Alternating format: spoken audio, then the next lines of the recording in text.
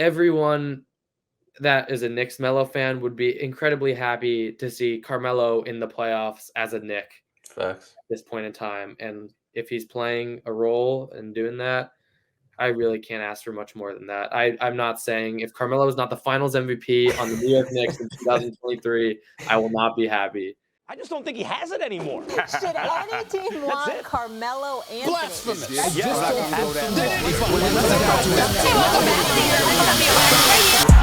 sir, Carmelo.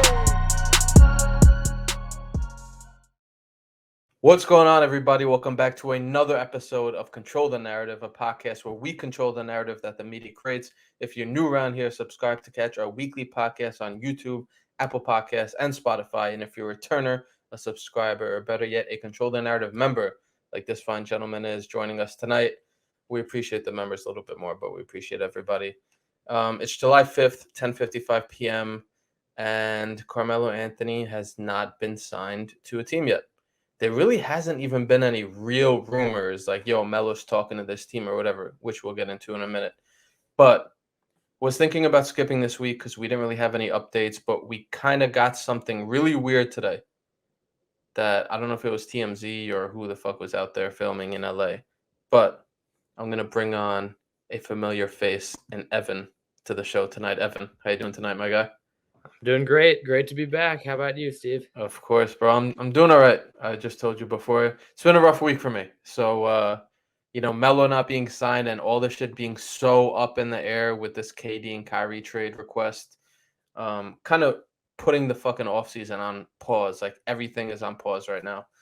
Woj and Shams tweet like once a day, twice a day, if that at this point. But anyway, we'll get into it. The one thing that I quickly teased in the intro is there was a very interesting development that I don't know if it was TMV who took this video and released it or which agency or paparazzi company it was, but video came out that Carmelo Anthony was in LA walking out of a restaurant minutes after James Dolan, the owner of the Madison Square Garden company and the New York Knicks and the New York Rangers, walked out of the very same restaurant.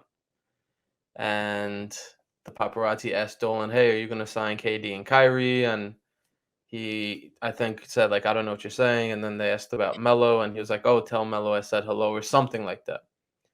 Evan, in your opinion, what does that mean to you, if anything? So I definitely believe that they were meeting. I don't think that's crazy to jump to that assumption. He's a free agent. We've heard the rumors about possible return. We know Carmelo has interest in coming to New York. It's his home. His son is going to be a sophomore in high school in New York. And a year ago, I'm pretty sure he promised that he'd be back for Kyan's high school, but he got the permission granted to go ball out with LeBron for a year. But they fucking balled out over there. Yeah. And now we know he has interest. So if I had to make a prediction of what was going on, this could be bold, but like you said, free agency is kind of at an impasse with the whole KD Kyrie situation. And I've said this on here before. A lot of Knicks fans, Melo fans know that power forward position is a bit jammed with Julius Randle, Obi Toppin.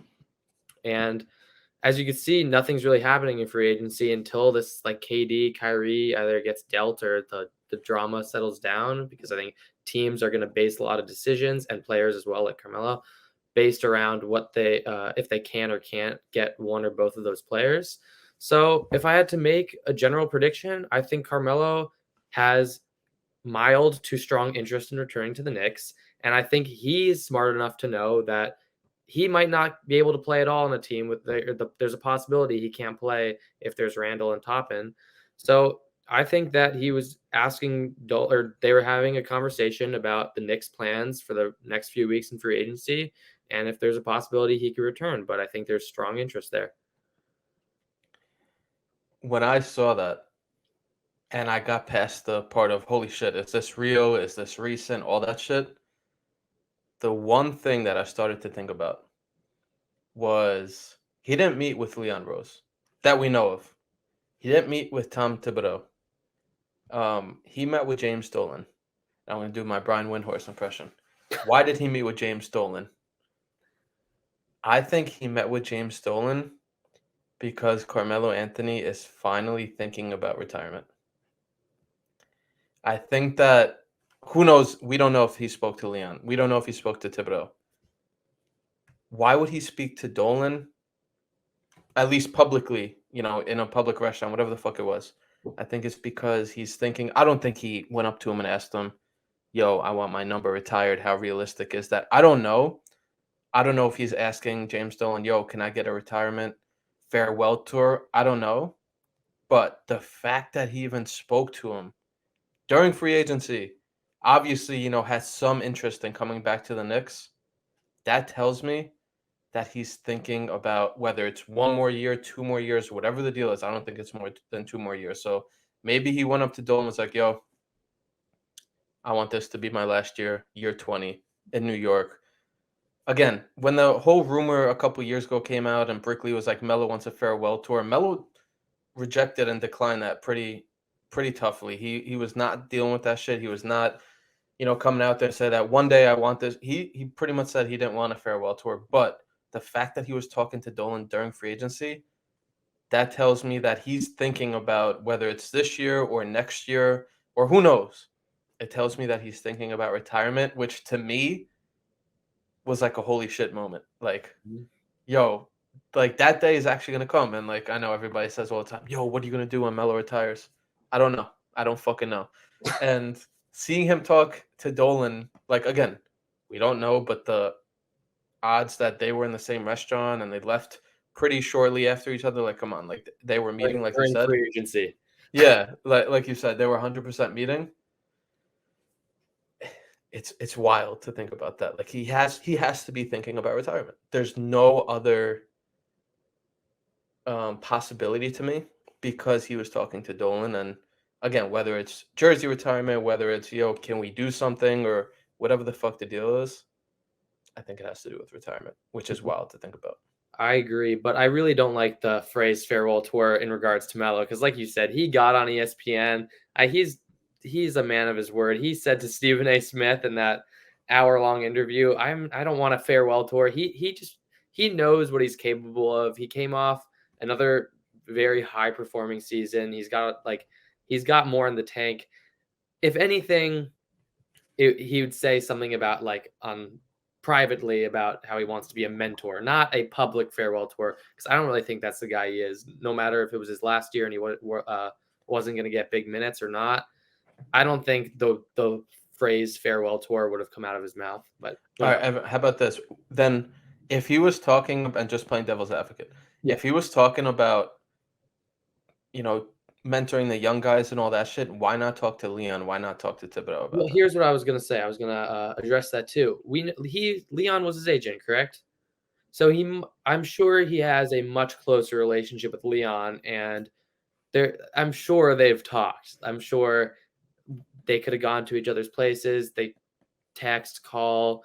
Dolan is a lot more formal. He's not as close with Dolan as Rose. So, and again, this was caught by the paparazzi. Who the hell knows who he did and didn't talk to? So, I don't think there's much to unpack about if he did or didn't talk to Leon Rose because there's nothing we really could say about that. So I just think but it is really symbolic that he's talking to Dolan in general, like you said. If anything, if we can't decide anything, at least this means that he has a specific amount of interest in returning to New York. Fair. Again, I just think like him meeting with Dolan and being like, yo, I want to mentor these young guys. That's not a convo to have with Dolan, in my opinion. That's a convo to have with Leon. And again, like you said, they probably have had conversations like that. But with Dolan, it's like, what could he be speaking to Dolan about? Of course, coming back. Like, of course. That's true. But I also feel like maybe... No, I know what you mean. The distinction of, does Dolan care about each player's role in the team? He's kind of like separated from that. But so you're kind of thinking Dolan is a lot more symbolic of what he means to the Knicks rather than what he's going to do for them. Exactly. Fair. Exactly. Yo, are we retiring 7? Yo, if I did come back for one more year, what does that look like in terms of, what if the team is winning? And like, again, maybe that's more of a Leon thing, but I just think it's a more legacy play. Like, speaking of Dolan. Yeah, and I don't want to, like, that's very possible. I don't want to accuse him of going asking if he permission to get jersey retired. But again, devil's advocate, there was just a story about him saying he thinks he should be retired in Denver. And I think, like, unfortunately, we all know the truth that if Denver, at this point in time, Denver isn't going to be retiring a 2-time MVP's active jersey number. So I think Carmelo knows that Denver does not have plans to retire his number. Well, they could retire it twice.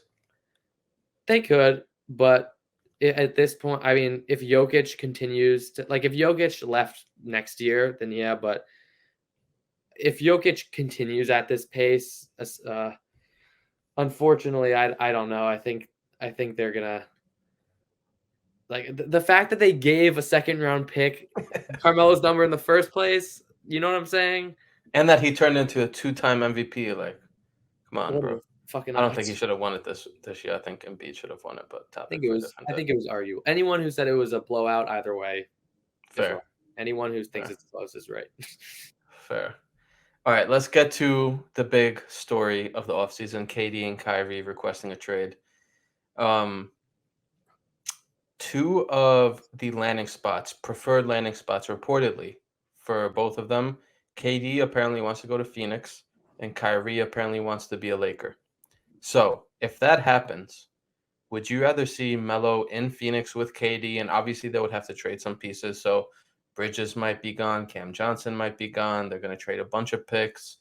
But they'll probably keep Chris Paul, Booker, obviously, if they can, and KD. If Kyrie goes to the Lakers, Kyrie has 1 year left on his contract. His trade value isn't as high. They might be able to get away with Westbrook. Crossing our fingers, THT, first-round pick, something like that. Yo, real quick, sorry to interrupt if you're watching on YouTube or listening on Apple Podcasts or Spotify, but just wanted to let you know that we have merch at Control the Narrative, and it's pretty fire, in my opinion. This is the Pixel Melo t-shirt that I'm rocking. Anything from Cuse Melo to New York Melo, Hoodie Melo. On this shirt, we got Scapegoat merch, we got Blackball merch, we got just regular Control merch. Shop CTRL the Narrative.com. T-shirts, hoodies, hats, beanies, stickers. Shop CTRL the Narrative.com. I think I got my point across. Go check it out. I bet you'll find something you like.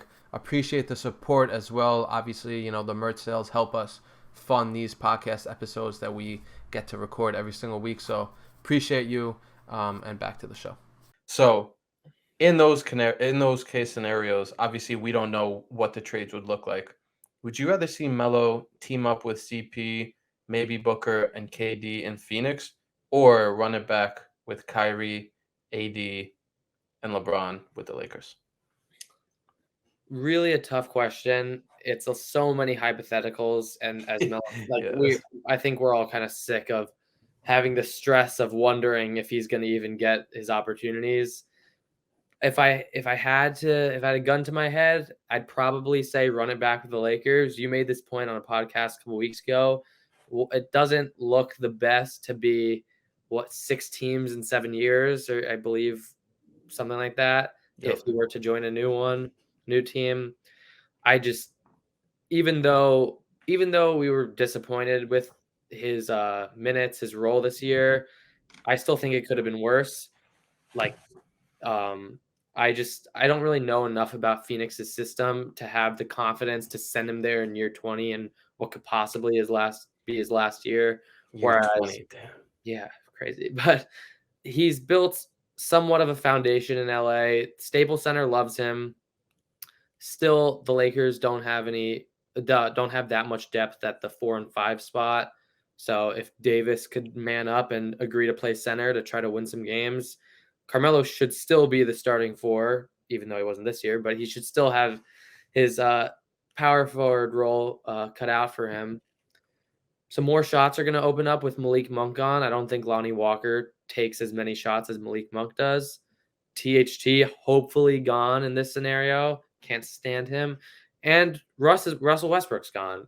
And I think Russell Westbrook gone would mean, regardless if Kyrie's there or not, I think it would be a lot more ball dominant LeBron. And we see, as much as no matter what we feel about LeBron, anyone who watched the Lakers last year knows that LeBron fed Carmelo more than anyone on the Lakers. And he really, Besides Rondo. true. But yeah, that was the worst trade of the season, most underrated thing that Agreed. happened. But yeah, I think like Kyrie even took a backseat to James Harden at point guard a couple years ago when James Harden had that little like MVP caliber stretch when he first got to Brooklyn. I think LeBron would play a lot more ball dominant with Kyrie's ability to play off the ball, unlike Westbrook. And new head Fair coach, that's supposed to be for the players. I know we hear that a lot, but I just have more faith in that than I would in some variable Phoenix situation that's already coming off a 1 seed that is kind of used to their system. All fair. All fair points. I have 2 points to make on this. I would pick Phoenix. One, I completely, like, to your point of 6 teams in 7 years, it doesn't look good. Like, it just doesn't look good. When we go on Basketball Reference, and, in 20 years from now, people are going to be like, oh, shit, he played for the Thunder. Oh, shit, he played for the Lakers. Oh, shit, he was on the – like, there's going to be a lot of teams at the end of Melo's career that we – not us, because obviously we've been following him, like, every fucking game. But for other fans and shit to look back and be like, damn, he went from this team to this team to this team to that team to this team trying to win a ring. Like, and didn't all right, win them too. And also exactly. Exactly. But if he's going to do that, go all fucking out. And Phoenix in KD with KD and with Chris Paul, who's the perfect point guard for Carmelo, to me has a way better chance at winning. Obviously, besides of the 2 players I just mentioned, and Booker, if they get to keep him, and it doesn't seem like they're going to be trading him anytime soon, because the Lakers season will still depend on Anthony Davis's health. And I just can't trust that. I can't trust that guy is going to be on the court for 60 games, for 70 games, for the playoffs, shit like that. I can't trust that. And with Phoenix, you look at Chris Paul, Booker, KD, obviously KD coming off that big injury, but a few years ago. But I just trust them way more to stay healthy and to compete in the playoffs and beyond than I do the Lakers because of their health. I understand that too. I think they're very close, like almost like the Embiid Jokic thing. I don't think you can make a clear case why one is substantially, hands down, ridiculously better than the other. I think they're both valid destinations. I still think, and to be honest, I think Miami is a better destination than both of them. You didn't ask me that, but Miami doesn't have a power forward on their roster right now. They lost Tucker. Yeah, they literally do not even have a starter or a backup right now. I think Carmelo would actually fit really well because if Devin Booker and Durant, like if we're assuming Durant goes to Phoenix, those are 2 big shot creators. Like Carmelo's niche in the NBA fits the defensive Jimmy Butler, Bam Adebayo. If you watch the playoffs, like only Jimmy Butler could create his own shot, and that's not even like his primary like use. Kyle Lowry is like honestly a mini Chris Paul. Chris Paul's significantly better, but like Kyle Lowry is a good like pass first, high IQ point guard, and I just think Carmelo would be a lot more impactful in that setting that really needs him. Impactful for sure. But if the Heat went up against that Suns team in the finals, and again, that's what it comes down to, like the whole ring chasing and shit like that. It's just such a hard balance, especially for Carmelo, when you're looking for a spot to win and a spot to contribute. Miami, he'd 1,000% fit better. He'd contribute more. But at the end of the day, if they get to the conference finals or if they just get to the finals and lose to a team like Phoenix, it's like, damn, all right, well, was Melo better off going to Phoenix and taking 10 shots a game versus and coming off the bench versus starting in Miami and taking 15 shots a game? There's, again, so many hypotheticals, but I agree with you that Miami is a championship contender that Melo fits on. And that's what we're looking for as Melo fans. We're deciding this, but again, if they don't win, it's like, what's the point? I see what you mean, but I mean, I'm not going to speak for you. Just based on conversations we've had, I still think our priority is his role. We know we'd rather him, if these were the two hypothetical scenarios, we'd rather him ball out in the finals on a losing team. If he can get to I mean, think about like what we're dealing with. I think we'd be pretty happy if Carmelo is a starter in the finals in year 20 versus if he hypothetically just really got shut down by just Durant, Booker, Chris Paul, them taking all the shots, Carmelo being a backup. If they could possibly win a ring, like you said when we went to LA this year, you didn't want him to go to LA because what does a ring mean if you average 8 points a game? Like it doesn't mean much. And I think it would be a lot more memorable to see him make a deep playoff run as a high impact player. So truly this offseason, above all else, his role, we only have 1 to 2 years really of watching this guy play. We really we want to see him play rather than have other people win for him. That's where I'm at right now. Fair.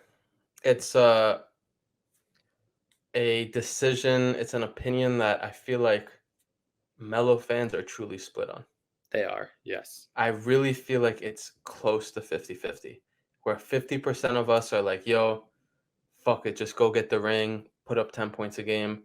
And 50% of us are like, nah, fuck that. Like, go to a team like Miami, go to a team like, Portland's not going to be a contender, but go to a team like Portland, somewhere that he can really play a bigger role. But they just got Grant, so I guess never mind.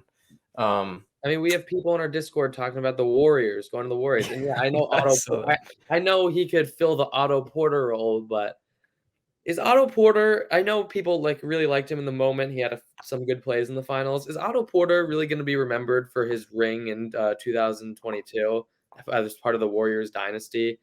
And I just, above that, I don't think it's a good look to. There's ring chasing, and then there's literally joining the former champion to try to win. And I think there's no upside. There's no upside. Exactly, no upside. Like what? It's only like, yeah, we say this all the time. It's if they win, okay, they literally won the year before. If they lose, oh, more opportunity to scapegoat. Exactly. And like just when like us Melo fans, when you know his ability, there's nothing more frustrating to see it not utilized, especially like I said with like the dwindling time we have left. For our mental health, we want to see him utilize the best possible way he can. And I think like that, like no matter the result, like the chances Carmelo wins a championship next year, no matter what team he joins, is low. But I think we will all be the most satisfied if we just see him used in the best way he can. Well said. Well said. Thank you. Preferably in New York. Preferably in New York. Get Randall the fuck out of here and bring Melo in to back up Obi, and we straight. That's for the end of the that's for my control. All right, my bad. All right, last interruption, because if you're watching or listening to the podcast for this long, you probably fuck with us. And if you fuck with us, you'll probably fuck with all the perks that you get from being a Control the Narrative member, whether that's access to our invite-only Discord where we're talking basketball all the time, or opportunities to join the next episode of Control. So whenever we need a guest, I go in our Discord, I say, yo, who's free? Who wants to hop on the next episode? And I pick from there. You get 20% off merch forever, and then you also get member exclusive merch, all by being a member. Tiers start at $2 a month. So if you fuck with us, go check out a membership, CTRLthenarrative.com, and I will see you in the Discord. All right, back to the show for good.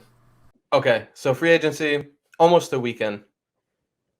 There's been, I mean, really no big surprises. There's been one big one that's on my mind, but in your opinion, what has been the biggest surprise in general in the NBA of the first week of the NBA free agency?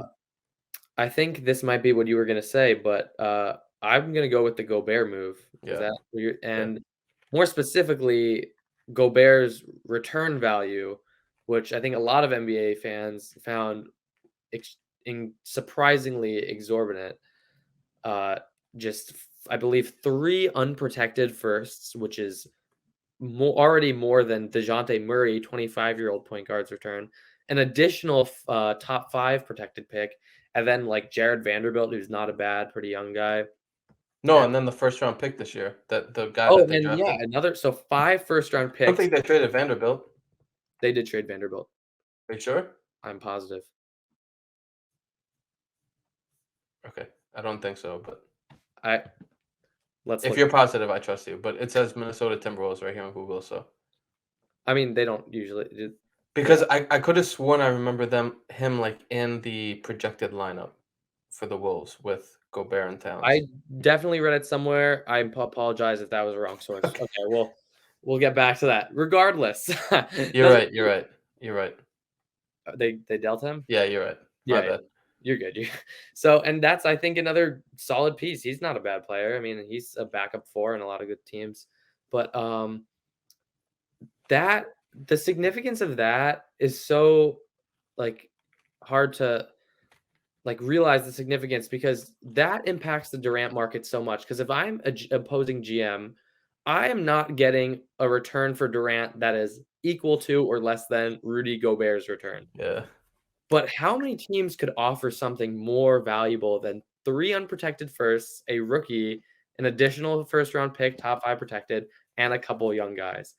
I really don't know. And that is just the reason that Durant might not even get traded. I don't think he's going to get traded anytime soon, because, yeah, if you're Sean Marks, you have to demand something more than that. You just can't psychologically get over that hump.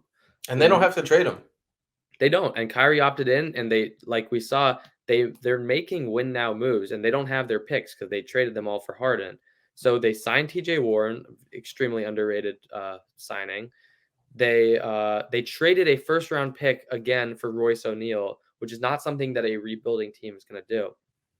So I just think this Rudy Gobert trade influences more than we realize. Agreed. For me, it was the most surprising just because the haul that they got, to your point. Yeah. Like 4 first rounders, then their first round pick that they just drafted a month ago, and then Vanderbilt, and then Beverly. Like, you're getting all this.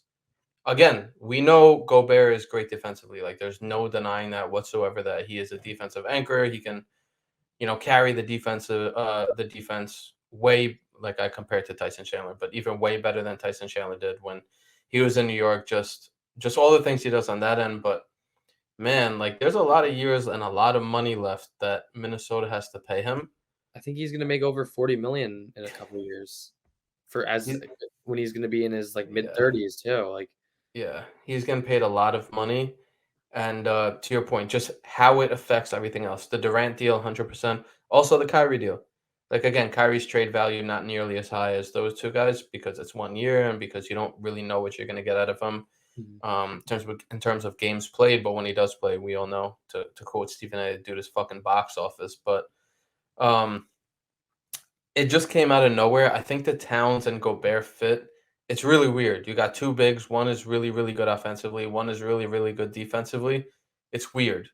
and they're both It's really bad weird. together. Yeah, and it's really weird.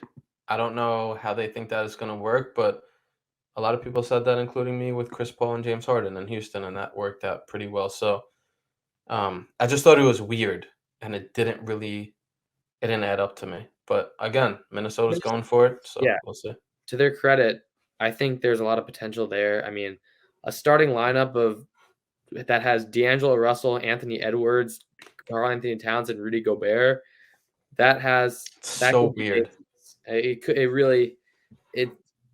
A lot could happen. I do want to say I really feel bad for Patrick Beverly.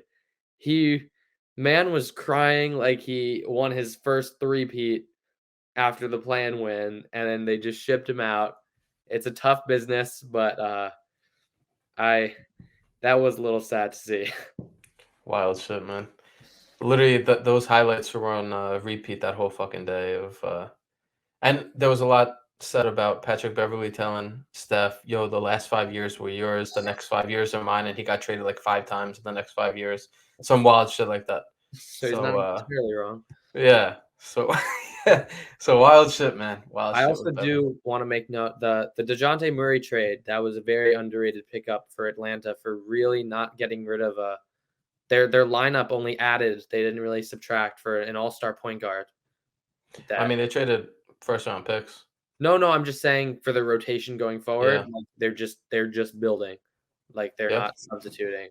So I was really, as a Knicks fan, I was really hoping Randall would be a centerpiece for that with some picks because I really liked Murray. I think he would have gone great next to Brunson. Agreed. I was hoping for that shit too. Mm-hmm. Okay.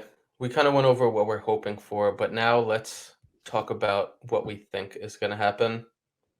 I'll just kick it to you based on what we know and what you feel right now at 11:23 p.m. This is the latest we've ever recorded an episode of Control, FYI. 11:24 now on July 5th, 2022. Where do you believe Carmelo Anthony is signing? I believe that Carmelo Anthony will re-sign with the New York Knicks. And would I put money on it? No. If I had to choose somewhere, I think New York, because I think it's very significant that he met with James Dolan last night, I believe. I think a very logical situation would be that he's waiting to see what the Knicks are going to do. I think if he was going to if in his mind he wanted to re-sign with the Lakers, there's no reason he would have re-signed would not have re-signed by now. I do think I understand that Miami and Phoenix, he could be wanting to see if Durant goes to one of the two, but that's why I think there's a big indication that he doesn't want to return to LA for the reason that I don't see why he would not have re-signed by now. So I think he's hoping a move is made by New York to open him up a role, and I think that's the most likely situation that can happen. So you think he's done ring chasing, and you think the Knicks are going to trade Randall? Or do you think they're keeping Randall and he's just? I don't even think it's. I don't mean to come across saying that the Knicks are going to trade Randall so they can sign Melo. Not like that. I think there's a lot of wanting to trade Randall regardless, and they know they have a good backup power forward to sign, so like their rotation would be set. But I don't.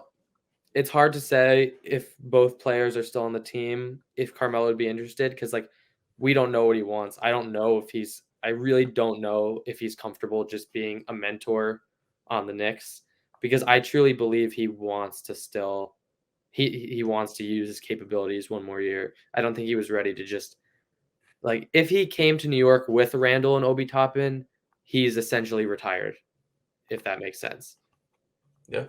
So, but I just mean if I had to choose a most likely destination, it would be that. I think that has like the plurality, not the majority percentage.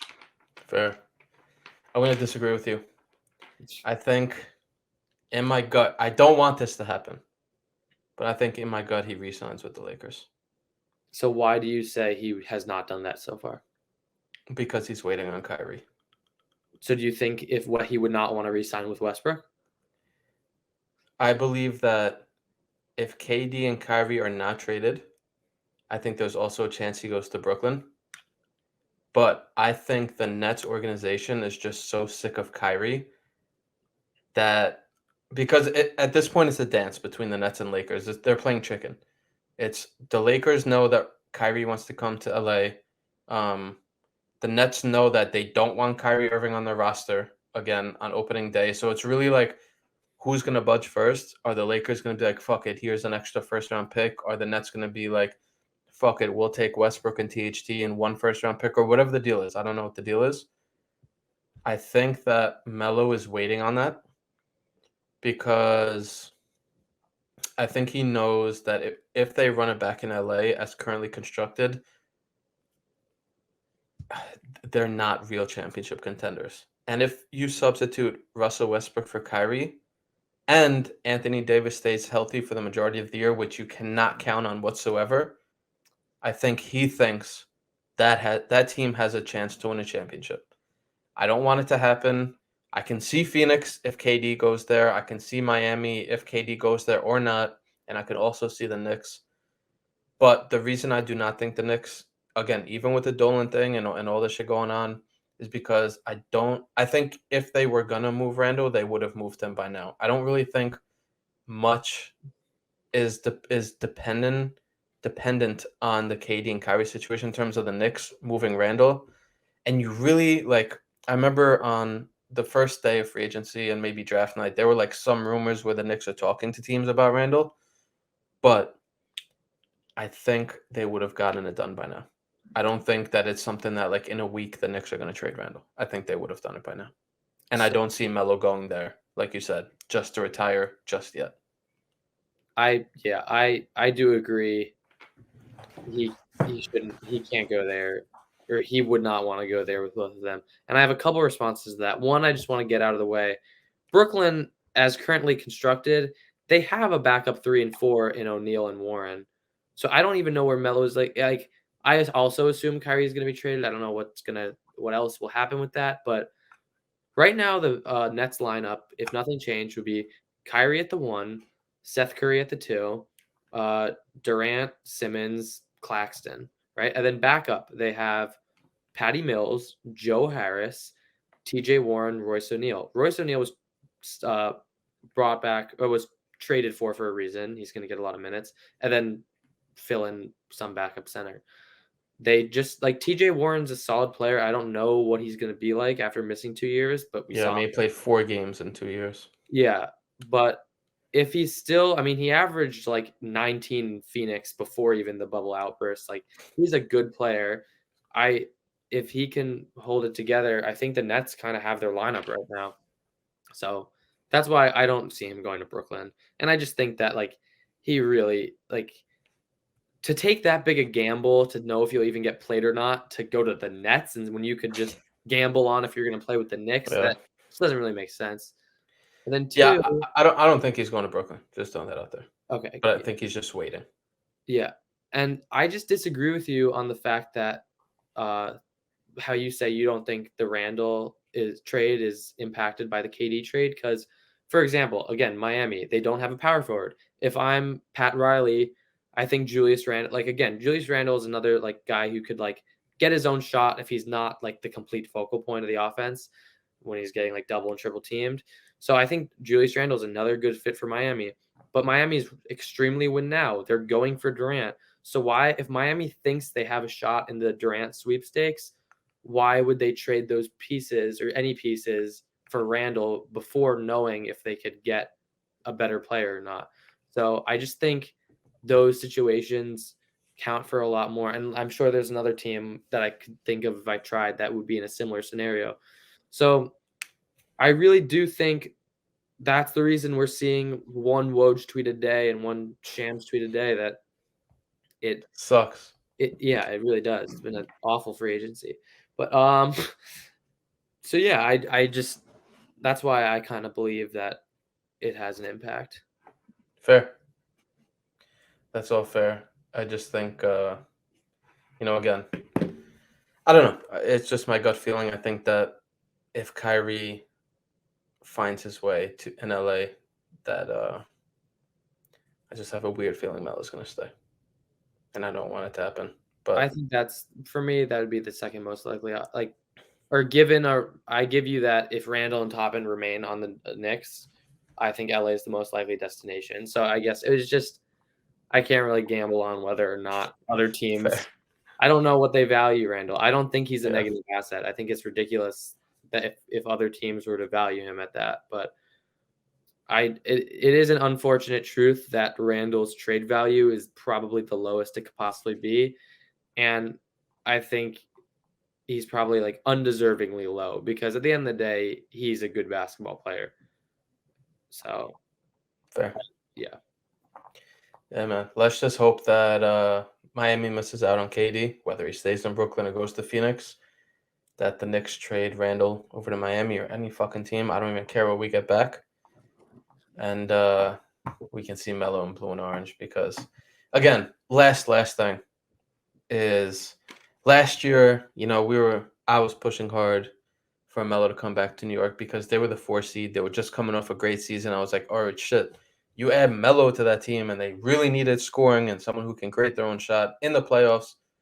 I'm not saying that team would have been a 2 seed or a 3 seed, but like I don't feel like they would have been that much better. And again, this year they took a huge step back, but that's where my mind was last year. Now this year, what they finish as, the 12th seed or 11th seed?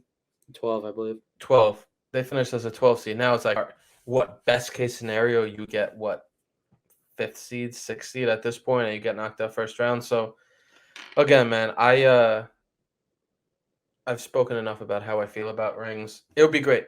No shit. Like, it would be amazing to see Carmelo win a championship, but like at what cost? And him going to Phoenix and, like you said, adding a 6th team in 7 years, or, Miami, like, makes total sense. But would they really win, and would it be worth it and all that shit? So I don't know.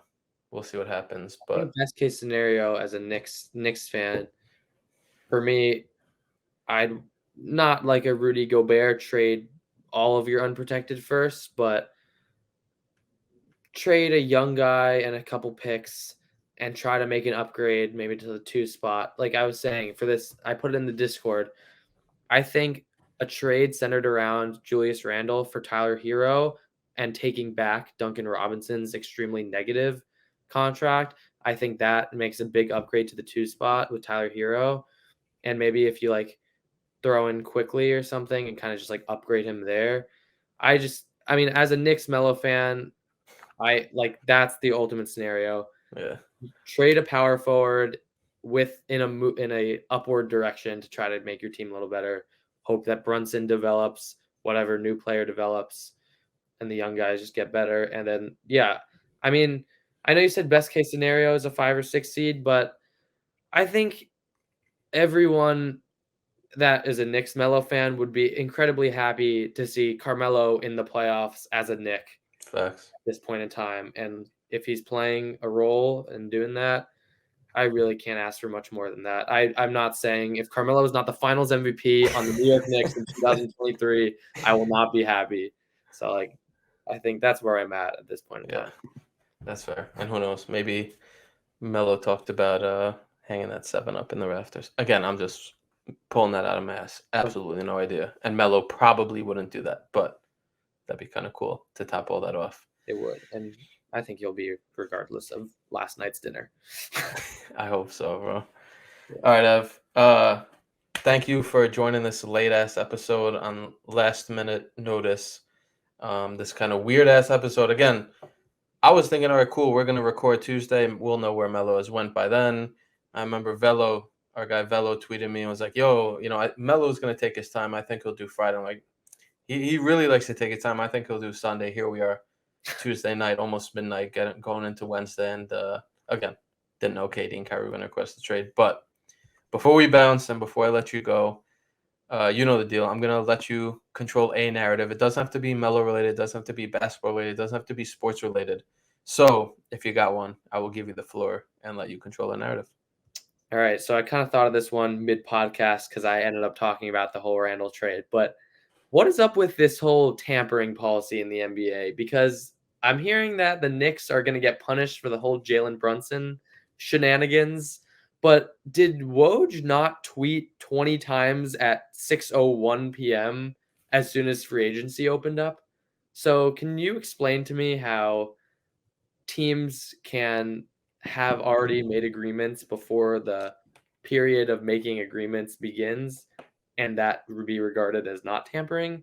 Because I'm genuinely confused on, I know this is more of a question rather than a narrative, but I just wanted to bring this up because I think it's ridiculous.